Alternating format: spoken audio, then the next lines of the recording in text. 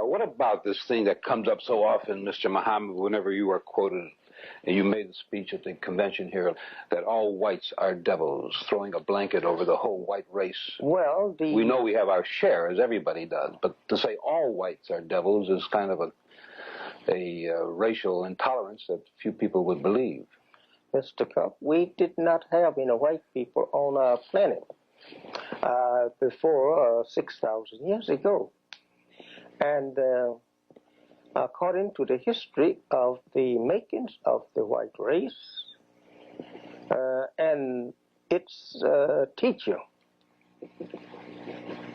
I must explain that teacher's work. He didn't go to make a race for God. He didn't make that race for God. He make that race for an adversary of God. And therefore, we cannot deny the fact that they has practiced evil ever since that they has been on the planet. And they still practice the worst of evil. And I think that's the answer to devil. Isn't it a little unusual, though, Mr. Muhammad, if I may press you on this point a little bit, that you are a man of religion, and to castigate the whole white race as devils, doesn't that put you in an untenable position, really? I don't think so. And does most of your criticism come from a statement like that? I don't think so. When it's the will of God, and God wants truth manifest, and so he wants also evil manifest. Where is the will of God expressed? In the Quran, is this, that all white men are devils? Well, certainly not in the one they practice in the Muslims practice. Well, Mr. Cup, let us take the birth of this nation. They were grafted from us, and not that they came about like we have no birth record. You're talking about the origin of man? The origin of man on earth. Yes. There's no birth record to him. You can't find the birth of him. We have always been on the earth. But you have not. As I just said, that the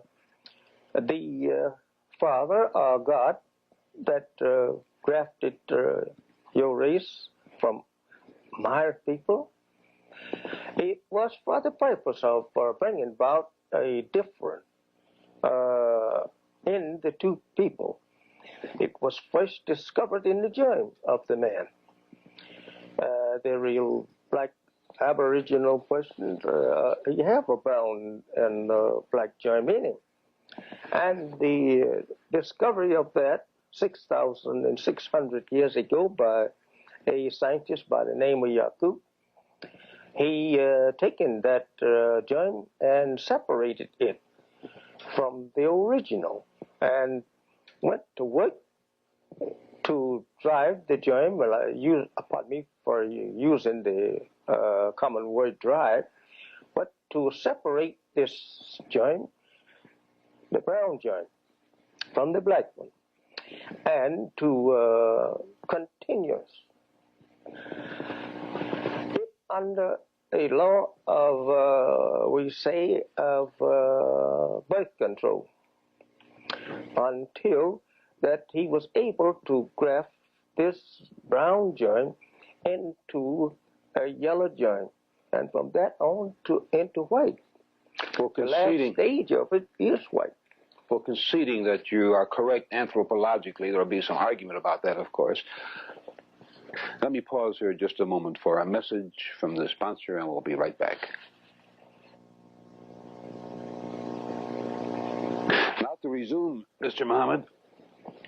Assuming, Mr. Muhammad, that you are right from an anthropological standpoint, and there, of course, will be some argument about that, why do you think the argument or the preaching should continue that all whites are devils in this day and age, instead of a religious man preaching friendship and togetherness and understanding? Let me throw that in, too.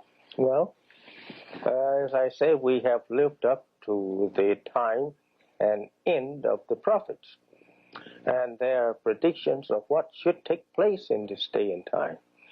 And it's not left up to us to carve out the course ourselves from our own way of thinking. It is the thinkings of God. He wants to change the whole entire world, and therefore, if a man wants to change the occupants of this house to rent it to another, he wants to know how the house look inside, and he gives it an inspection. And then if it needs cleaning up or it needs repairing, he goes to work to do so. So the world that we has known, it needs either some repair or probably discontinue.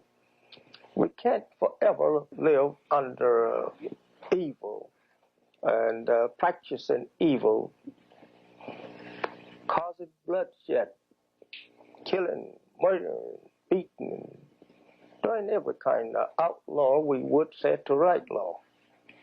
And it is time to bring about a change in this whole thing.